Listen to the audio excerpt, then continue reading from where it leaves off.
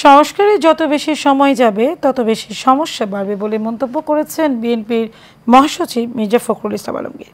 রাজধানী কৃষিবিদ ইনস্টিটিউটের আয়োজিত জাতীয় সংলাপে একথা বলেন তিনি বলেন, বিএনপি সবসময় গণতন্ত্র প্রয়োজনীয় সংস্কারের পক্ষে। এছাড়া জনগণকে সাথে নিয়ে অন্তর্বর্তী সরকারকে সংস্কার কাজ করার আহ্বান জানান মির্জা ফখরুল ইসলাম আলমগীর। বিস্তারিত নূর মোহাম্মদ ভূঁইয়ার আরও একটি রিপোর্টে। ঐক্য, সংস্কার, নির্বাচন শীর্ষক জাতীয় সংলাপের আয়োজন করে ফোরাম ফর বাংলাদেশ স্টাডিজ। এতে যোগ দেন বিভিন্ন রাজনৈতিক দল। সংলাপে যোগ দিয়ে বিএনপির মহাসচিব মির্জা ফখরুল ইসলাম আলমগীর বলেন, সংস্কার যত বেশি সময় ব্যয় হবে তত বেশি সমস্যা বাড়বে। এখন গভর্নমেন্ট বসবেন, গভর্নমেন্টের সঙ্গে আলোচনা হবে, আলোচনা আরো সময় লাগবে। যত বেশি সময় যাবে আমাদের কাছে মনে হয় যে সমস্যাগুলো তত বাড়বে। আসল জায়গায় তো প্রবলেম তো অন্য জায়গায়।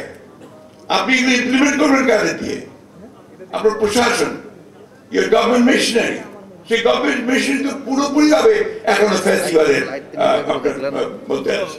বিএনপি সংস্কার চায় না, নির্বাচন চায়, বিভিন্ন মহলে এমন কথার জবাবও দেন বিএনপির মহাসচিব। সংস্কার পক্ষে আমরা প্রথম থেকে, দুর্ভাগ্য আমাদের এখন কিছু কিছু বক্তব্য আসছে যে বিএনপি সংস্কার চায় না, নির্বাচন চায়। এই কথাটা সঠিক নয়।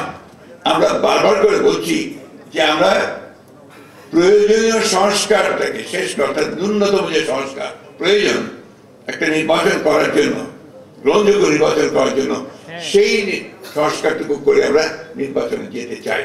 এছাড়া জনগণকে সাথে নিয়ে অন্তর্বর্তী সরকারকে সংস্কারের কাজ করার আহ্বান জানান মির্জা ফখরুল ইসলাম আলমগীর। আপনি জনগণকে বাদ দিয়ে কোনো কিছু করা সম্ভব হবে না। আপনার জনগণকেই তৈরি করতে হবে আপনাকে। অর্থাৎ আমরা আজকে যে প্রক্রিয়া চলছে আমি স্বাগত জানাই, কিন্তু আমি একটা অনুরোধ করব, আজকে যারা কমিশনগুলোতে আছেন তারা জনগণের সঙ্গে ইন্টারঅ্যাক্ট করার ব্যবস্থা রাখবেন। নূর মোহাম্মদ ভূঁইয়া, এশিয়ান টেলিভিশন, ঢাকা।